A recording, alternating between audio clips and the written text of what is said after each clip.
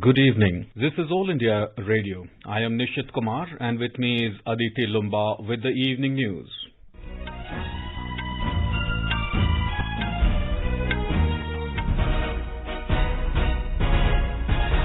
The headlines. Cabinet approves Atmanirbhar Bharat Rozgar Yojana benefiting around 58.5 lakh employees. Government gives nod to setting up of public Wi-Fi networks under PM Wani. Agriculture Minister Narendra Singh Tomar reassures farmers minimum support price will continue and APMC mandis will not be scrapped. Prime Minister Narendra Modi to lay foundation stone of new Parliament building tomorrow.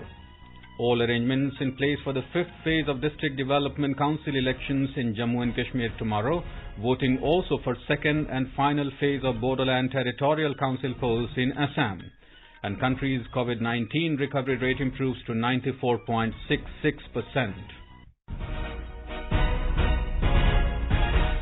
As the nation fights the COVID-19 pandemic, we begin with a message of precaution to stay safe and protected by following these three simple steps. Wear a face mask, maintain 2 gaz ki duri for social distancing, and focus on hand and face hygiene. And now the news in detail. Union Cabinet has approved Atmanirbhar Bharat Rozgar Yojana at an expenditure of 1,584 crore rupees for the current financial year. 22,810 crore rupees have been approved for the entire scheme period of 2020 to 2023. Briefing reporters after the Cabinet meeting in New Delhi today, Labour and Employment Minister Santosh Gangwar said this scheme will benefit around 58.5 lakh employees. Cabinet ने आत्मनिर्भर भारत रोजगार योजना को मंजूरी दी है। हमने इस महामारी को कैसे पॉजिटिव बदला जाए इसके हिसाब से काम किया है। कोविड-19 महामारी के परिप्रेक्ष्य में इस समय आत्मनिर्भर भारत योजना एक तरफ एक नए रोजगार सृजन की ओर आवश्यक प्रोत्साहन दे रही है, वहीं दूसरी तरफ हमने सीधे उद्योगों के रूप में उनको वित्तीय सहायता भी पहुंचाने का काम किया है। Mr. Gangwar said under the scheme government will provide subsidy for 2 years in respect of new employees engaged on or after 1st October 2020 and up to 30th June 2021. The government will pay both 12% employees contribution and 12% employers contribution, that is 24% of wages towards EPF in respect of new employees in establishments employing up to 1,000 employees. EPFO will credit the contribution in Aadhaar seeded account of members in electronic manner. The Cabinet also approved setting up a public Wi-Fi networks to provide public Wi-Fi service through public data offices without levy of any license fee. Talking to reporters, Communication and IT Minister Ravi Shankar Prasad said the public Wi-Fi access network interface will be known as PM Wani. He said it will promote growth of public Wi-Fi networks in the country and it will unleash massive Wi-Fi revolution in the country. प्रधानमंत्री wifi access network interface PM वानी, ये देश में wifi क्रांति की दिशा में एक बहुत ही महत्वपूर्ण कदम है। सबसे पहले हम एक पब्लिक डेटा ऑफिस खोलेंगे। ये कोई पार्सल की दुकान हो सकती है, ये कोई चाय की दुकान हो सकती है, ये कोई छोटा सा कोई पब्लिक ऑफिस हो सकता है। हमारे लगभग 4.25 लाख कॉमन सर्विस सेंटर है जो गांव में, छोटे शहरों में डिजिटल सेवाएं देते हैं, वो ओवरनाइट इस पर आएंगे और कोई भी आ सकता है। वाईफाई अवेलेबल होगा, लाखों की संख्या में, करोड़ों की संख्या में लोग इसका उपयोग करेंगे, मोबाइल सब कुछ उपलब्ध रहेगा। पब्लिक डाटा ऑफिस के लिए no licence, no registration, no fee, और पब्लिक डेटा एग्रीगेटर और ऐप प्रोवाइडर के लिए 7 दिन के अंदर हम उनको रजिस्ट्रेशन देंगे। Mr. Prasad said the Cabinet also cleared the provision of submarine optical fiber cable connectivity between mainland Kochi and Lakshadweep Islands. He said it will cost 1,072 crore rupees. The Cabinet also approved Universal Service Obligation Fund scheme for providing mobile coverage in Arunachal Pradesh and 2 districts of Assam under the Comprehensive Telecom Development Plan for North-Eastern region. This project will provide mobile coverage to 2,374 uncovered villages at an estimated cost of implementation of about 2,029 crore rupees, including operational expenses for 5 years. The project is targeted to be completed by December 2022. The Cabinet also gave nod to the proposal of Securities and Exchange Board of India (SEBI) to sign bilateral memorandum of understanding between India and Luxembourg. The MOU is likely to strengthen cross-border cooperation in the area of securities regulations and facilitate mutual assistance. The government also approved Memorandum of Understanding between India and Suriname on cooperation in the field of health and medicine. Agriculture Minister Narendra Singh Tomar has reiterated government's stand that minimum support price will continue and APMC mandis will not be scrapped. In a series of tweets, Mr. Tomar said, "No one can take away the land of the farmer for any reason and buyers cannot make any changes in the farmer's land." Mr. Tomar also said that contractors cannot terminate the contract without full payment. The minister said under the farm's laws, farmers can fix the prices of the produce before they grow the crop. He said buyers will have to pay on time or else they'll have to face legal action. His comments came amid continued protests by the farmers against the farm bills. Information and Broadcasting Minister Prakash Javadekar has said that Modi government is sensitive to the farmers' issues and has already held several rounds of talks with farmer organizations which are protesting against the 3 farm laws. Replying to questions regarding farmers' protest in New Delhi today, Mr. Javadekar said this ongoing negotiations work is in progress and hopefully in the last stage. सरकार ने 6 बार चर्चा की है और सरकार संवेदनशील है, बहुत जिम्मेवारी से और किसानों की समस्या के हल होने के दिशा में क्या किया जा सकता है ये सरकार ने देखा है और इसलिए ये वर्क इन प्रोग्रेस है, hopefully in the last stage. The government has said that over 356 lakh tons of paddy have been procured during the ongoing Kharif marketing season 2020-21.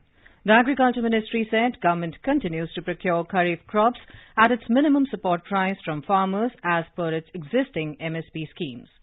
Out of the total purchase, Punjab alone has contributed over 202 lakh tons, which is around 57% of total procurement. The ministry said about 38,000 farmers have already been benefited from the ongoing procurement operations with MSP value of more than 67,248 crore rupees. Tamil Nadu Chief Minister Edappadi Palaniswamy has said that 3 farm laws brought by the centre are beneficial to the farmers of the state. He inspected the flood-affected parts in Nagapattinam and Thiruvarur districts today. Later, talking to reporters, he said the farm laws would help to do away with the role of the intermediaries in the marketing of farm products. He stressed that the farmers would get market prices for their harvests. He highlighted that the farmers in the state will continue to get the minimum support prices for crops like paddy. Prime Minister Narendra Modi will lay the foundation stone of the new Parliament building at Sansad Marg in Delhi tomorrow. The new building is an intrinsic part of the vision of Atmanirbhar Bharat. It will be a landmark opportunity to build People's Parliament for the first time after independence. The new Parliament will match the needs and aspirations of New India in the 75th anniversary of independence in 2022. Here is the desk report.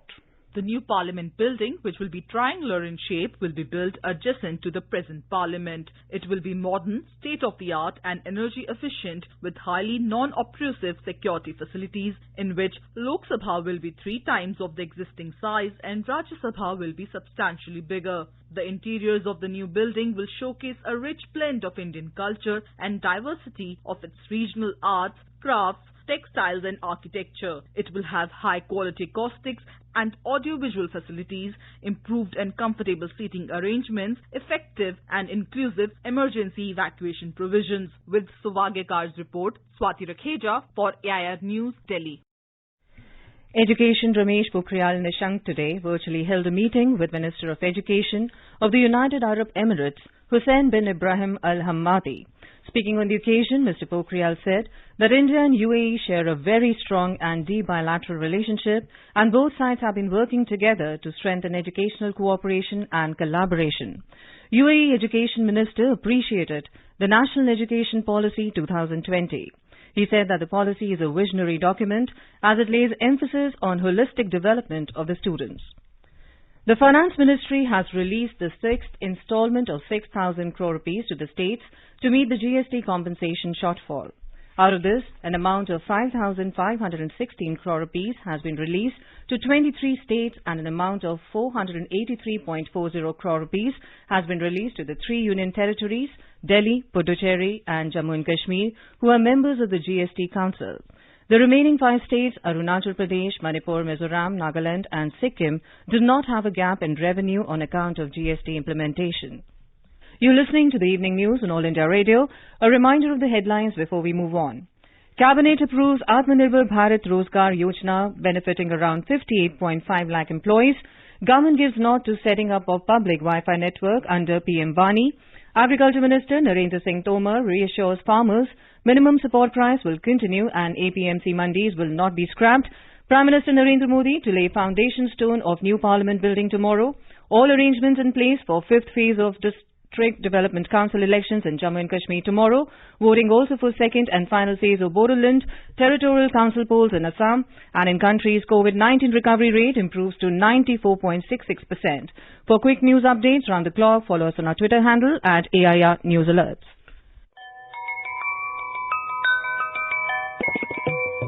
To get accurate, reliable and wide coverage of news, tune into AIR News 24/7 and FM Gold and listen to the major bulletins at 8:30 a.m., 2 p.m. and 8:30 p.m. in English and 8 a.m., 2:30 p.m. and 8 p.m. in Hindi of half an hour each.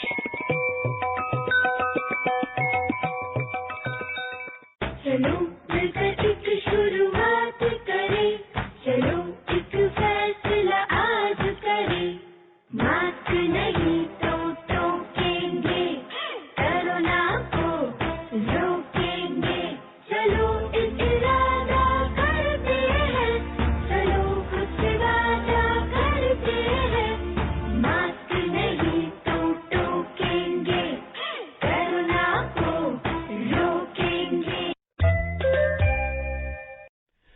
In the Union Territory of Jammu and Kashmir, all arrangements are in place for the fifth phase of District Development Council DDC elections and Panchayat by polls tomorrow. In view of COVID-19 pandemic, adequate arrangements have been put in place to ensure safety of all stakeholders, including the voters in all poll-bound areas.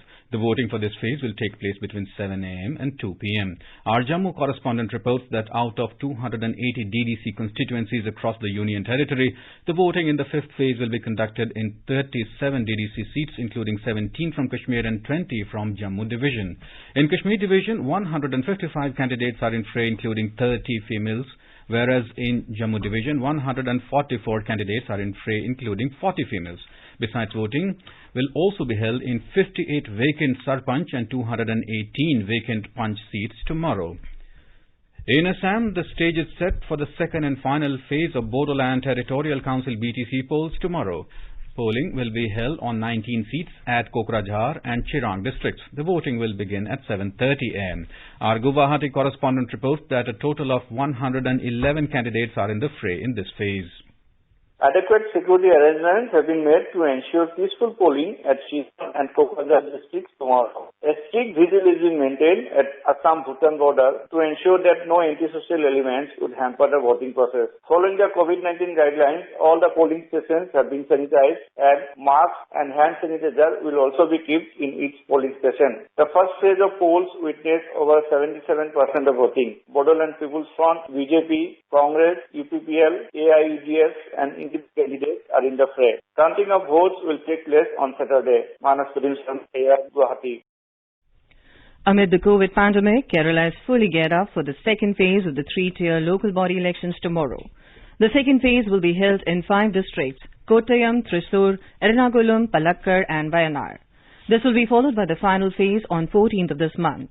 Counting of votes will take place on 16th of December. A triangular contest will be witnessed in all the constituencies from among Kerala's 3 principal political coalitions: CPM-led Left Democratic Front, LDF, Congress-led United Democratic Front, UDF, and BJP-led National Democratic Alliance, NDA. The entire election process will be held adhering to strict COVID guidelines, including proper and timely sanitizing masks and social distancing. The BJP won the recently concluded Panchayat elections in Rajasthan. In the elections held in 21 districts of the state, the BJP has got absolute majority in 13 Zilla Parishads, while the ruling party Congress is just 5. Similarly, out of 222 Panchayat Samitis, BJP got clear majority in 93 Panchayat Samitis, while Congress got majority in 81. Out of 636 seats of Zilla Parishad members, BJP got 353 seats, whereas the Congress had to be satisfied with 252 seats. RLP got 10 seats and CPIM bagged 2 seats, whereas 18 seats have been won by independent candidates. Similarly, out of 4,371 seats of Panchayat Samiti members, BJP bagged 1,989 seats, while Congress won 1,852 seats.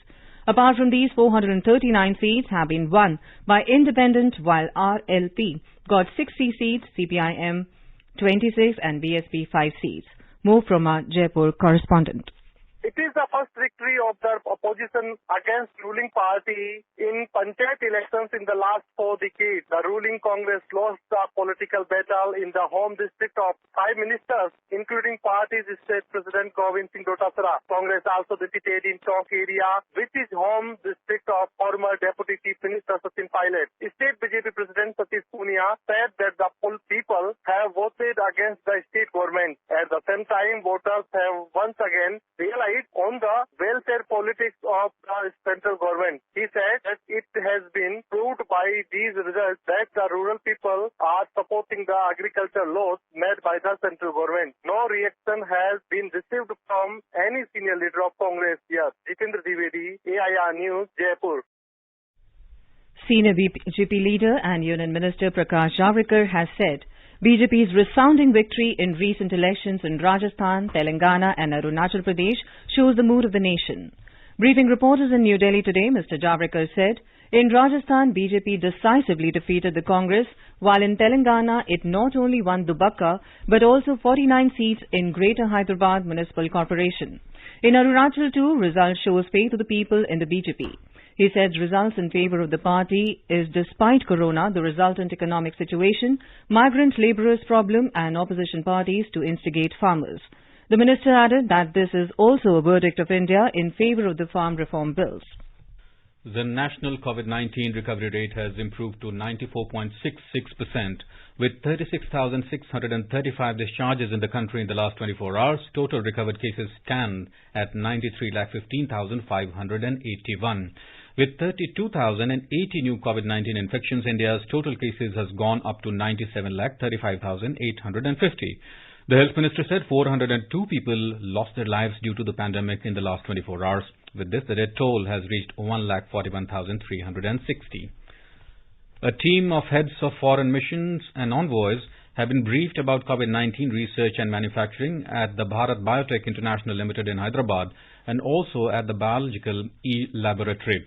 They visited the 2 laboratories in Hyderabad to have first-hand information about the ongoing efforts to develop vaccine. Bharat Biotech founder Krishna Ella said the laboratory aims at producing 500 million Covaxin doses by the end of next year.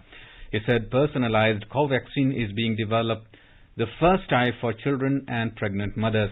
He added that the second type for population with cancer and kidney issues, while the third type is for general population. During his presentations, Mr. Krishna Yella said the results of the ongoing third phase clinical trials are satisfactory. When asked about when will the Covaxin be rolled out, he said that the earliest and as soon as the necessary approvals were obtained from the government. More from our Hyderabad correspondent. In a significant development, a team of over 60 foreign diplomats who visited the COVID vaccine production facilities in Hyderabad today have expressed satisfaction, stating that India is emerging as a global leader in the fight against COVID under the leadership of Prime Minister Narendra Modi. They also noted that India has enhanced its capabilities in vaccine production and exuded hope that India will meet the requirements of other countries too. The team, comprising of high commissioners and government representatives, has interacted with the Bharat Biotech team and extensively discussed about manufacturing of India's indigenous COVID-19 vaccine, Covaxin. It may be recalled that the Covaxin is currently under phase 3 trials, and the Bharat Biotech chairman Dr. Krishna Ella updated the delegates about the progress of the Covaxin. Lakshmi, AIR News, Hyderabad. Maharashtra's Health Secretary Pradeep Vyas has informed that a little over 16,000 people have registered their names on the Co-Win portal as vaccine administrators, while close to 1 lakh have registered as beneficiaries. While giving a detailed presentation on the state's preparedness to roll out the COVID vaccine, Mr. Vyas informed the steering committee headed by Maharashtra's Chief Secretary Sanjay Kumar that a cold storage chain of 3,135 centers is currently available to store and move the vaccine to its desired locations across the state. More from our Mumbai correspondent. Stating that the vaccination process will closely follow the polling day pattern, Maharashtra's Health Secretary Mr. Pradeep Vyas said vaccination booths will be set up at primary healthcare clinics and private hospitals initially to administer the vaccine to healthcare workers. Later on, such booths will be set up at schools, community halls and civic offices wherein frontline workers like police personnel, essential services providers, people above the age of 50 and those with comorbidities will be vaccinated. The secretary informed that the person to be immunized will receive a confirmation message along with a QR code on his mobile which will be verified along with his or her identity at these vaccination booths. Meanwhile, State Education Minister Varsha Gaikwad has clarified that there is no discussion whatsoever regarding opening of schools for students of grades 1 to 8. Nisha Rani, AIR News, Mumbai. Prime Minister Narendra Modi launched COVID Jan Andolan on 8 October to appeal to the people to follow COVID-appropriate behavior. Washing hands, wearing masks properly and maintaining 2 gaz ki duri. Our correspondent reports that the campaign has yielded more than expected results. The initial spike in corona cases stabilized with the lockdowns which came into effect from March. However, a spurt was noticed as the mobility increased with the phased reopening. Ahead of the festive season, experts had advised people not to lower the guard and follow COVID-appropriate behavior. The 3 simple steps to prevent the spread of COVID-19 became the mantra as the Prime Minister made a clarion call to make it a mass movement. 3 steps to stay protected and stay safe from COVID-19. Wear face mask, 2 gaz ki duri to maintain social distancing, maintain hand and face hygiene. Leading influencers like medical experts, sportspersons, film stars, etc. came on AIR News and other platforms to voice their support to the Andolan. मेरा आप सबसे हाथ जोड़कर यही निवेदन है कि corona virus को रोकने में आप देश का सहयोग इन कार्यों के द्वारा करें। सोशल डिस्टेंसिंग यानी सामाजिक दूरी बनाए रखें और केवल किसी आपातकालीन स्थिति हो तभी आप घर से बाहर जाएं। तीसरी बात, दिन में अनेक बार अपने हाथों को साबुन से कम 20 सेकंड तक धोएं और अपनी नाक, आंख, मुंह को बिल्कुल न छुएं। हम सभी को खुद की और अपने परिवार की सुरक्षा के लिए कुछ सरल बातों का ख्याल रखना चाहिए। हमें अपने हाथ साबुन लगाने के बाद 20 सेकंड तक लगातार मलते रहने चाहिए। अगर साबुन और पानी ना हो तो हैंड सैनिटाइजर का इस्तेमाल करें। मास्क ये बहुत ही जरूरी है। घर से बाहर निकले पर इसे जरूर पहने। दूसरे व्यक्ति से 6 फीट की दूरी बनाए रखें। Within the first week of its launch, Jan Andolan campaign garnered 2.33 billion impressions and trended on Twitter with the hashtag #UniteToFightCorona. And the result is for everyone to see. The daily rise in number of positive cases, which was 78,524 on the day of the launch of the People's Movement, has come down drastically by 66% to 26,567 cases as of 8th December. The message has been loud and clear. The new normal is wear mask, maintain physical distancing and wash hands to maintain hygiene at all times. Talented वैज्ञानिक corona vaccine के लिए तेजी से काम कर रहे हैं, लेकिन जब तक कोई प्रभावी दवा या वैक्सीन नहीं बनती, तब तक मास्क, 2 गज की दूरी, हैंड सैनिटाइजेशन की हमारा एकमात्र विकल्प है। एक प्रकार से एकमात्र हथियार है। हमें खुद भी बचना है और घर में छोटी बड़ी आयु के सभी परिजनों को भी बचाना है। We must not forget that the COVID-19 virus spread can be halted if people are cautious and adapt to COVID-19 appropriate behavior. Because जब तक दवाई नहीं, तब तक ढिलाई नहीं। Naseem Naqvi, AIR News, New Delhi. In Andhra Pradesh, the state government and West Godavari district administration have taken several steps to bring the situation under control in Elluru, which has been affected by a mystery illness. Officials said the frequency of cases being admitted to hospitals is steadily decreasing. 16 people affected by mysterious illness cases were admitted to Elluru Hospital today. A total number of 585 people who are affected with mystery illness have been admitted to the hospital so far, and out of them 503 have been discharged after treatment. At least 82 people are under treatment in different hospitals in Elluru. International Anti-Corruption Day is being observed today. International Anti-Corruption Day aims to raise awareness about the corruption and the role of convention in combating and preventing it. The convention came into force in December 2005. The theme for this year is Recover with Integrity.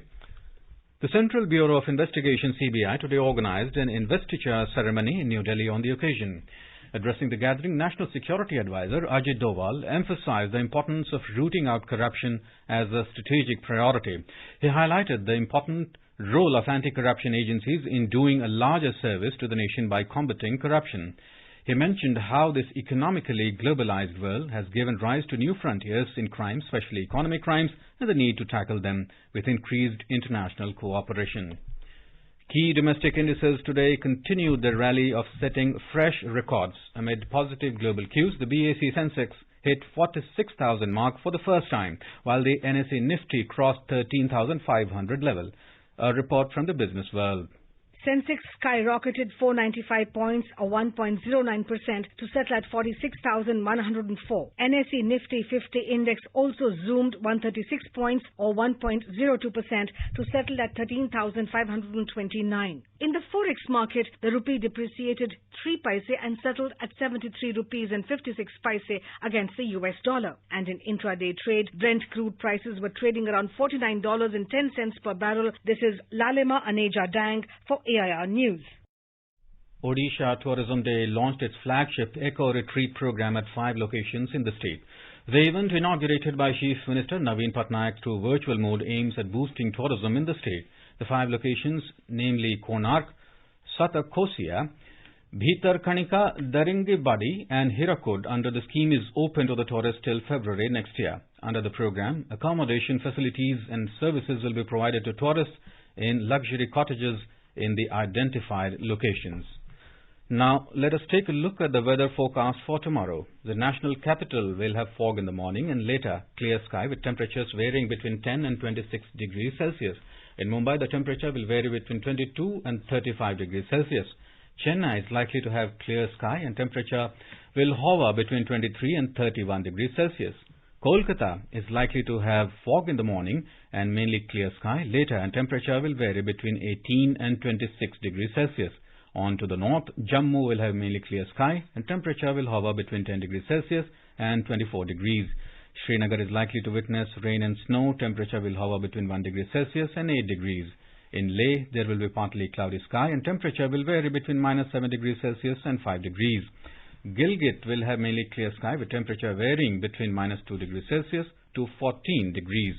Muzaffarabad will have partly cloudy sky and temperature will vary between 5 to 14 degrees Celsius. In Dehradun, the temperature will hover between 10 and 28 degrees Celsius.